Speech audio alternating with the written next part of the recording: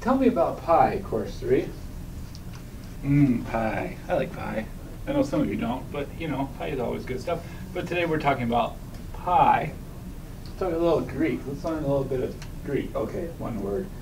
Let's talk about pi. This is page 258.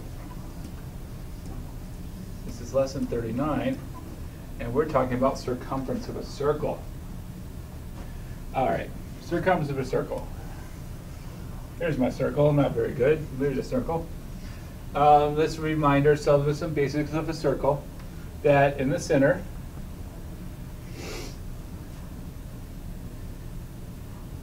of a circle, anything from the center of a circle out to the edge of a circle is called a radius.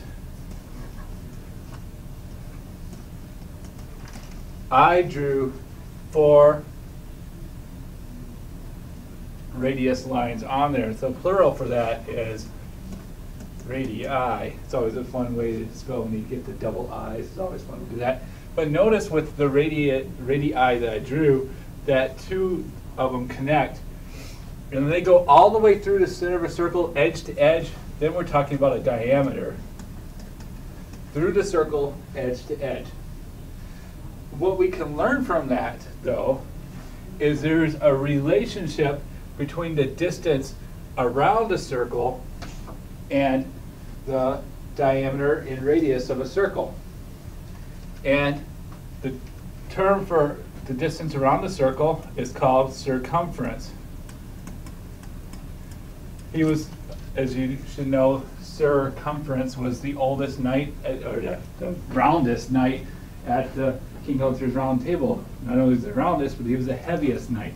So, circumference. Ha, ha, ha. All right. But basically what we can learn from this is there is a relationship between the distance around a circle and its diameter through the middle of a circle. And this is the relationship. If you take the circumference of a circle and divide it by its diameter, you always get, no matter what circle you're talking about, you always get a number. The number that you get every single time is this. Now, I'm only going to 2 decimal places. This is a number that goes on forever. But pi, here's the symbol for pi, equals about 3.14, 3 1400. You could also indicate pi by writing it as an improper fraction. And that gets you pretty close to pi. The more precision you need with your measurements, the greater you want pi to go. Even as far as this many decimal places. You might even go further. But for what we're doing in class, we are just going to target this right here. Okay? Sometimes we might even just estimate and use 3. Now, if you were to do this on your calculator,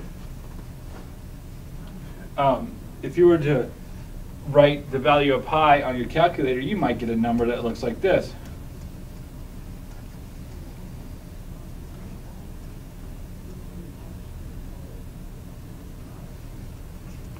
I'm doing this from memory.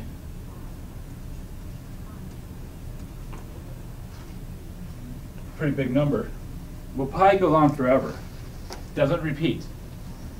All right, so what we can do with that is we can take 3 measurements for pi that we have. And there are 3 measurements for pi, 3.14, 22/7, and pi. Okay, if we were to arrange these from least to greatest, when I'm talking about this one, I'm talking about estimating, so we're thinking 3 or so. Or pi, no, what am I talking about? For pi, this is the entire number pi. We'll get least to greatest as this, as the least. Pi as the number itself. And 22/7 happens to be just a hair bigger. It's also one of the least accurate.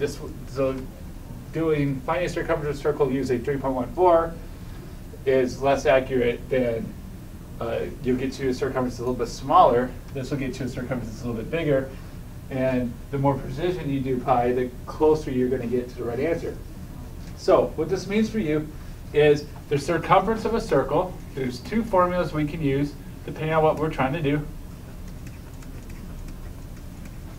The circumference of a circle is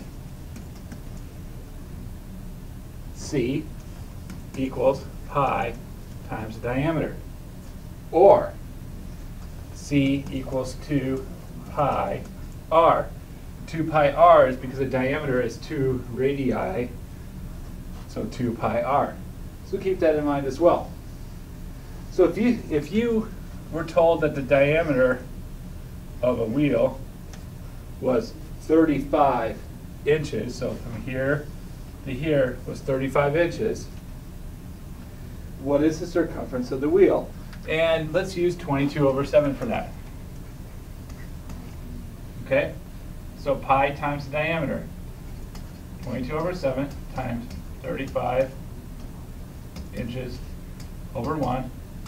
Do a little canceling. 22 times 5 is 110 inches. Right? Why did I use 22/7?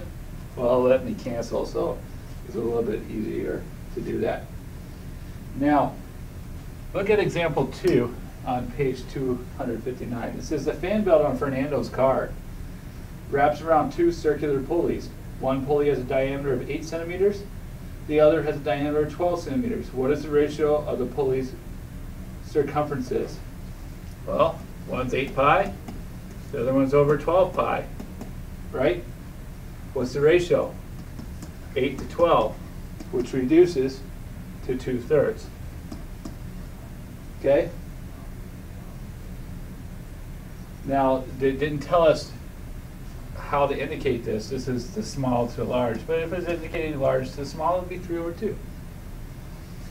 What happens if you double the diameter of a circle? What does that do to the circumference? Well, if you double the diameter of a circle, you also double the circumference. The relationship goes together. All right, so let's talk about George Ferris, who designed the Ferris wheel for the 1893 World's Fair in Chicago. The wheel was 75 meters in diameter. What was the actual circumference? Now, if we do it by 3.14, we'll take 3.14 times 75 meters, and we'll get the circumference, which is roughly 235.5 meters. Okay? Pi times diameter. And we keep the measurement.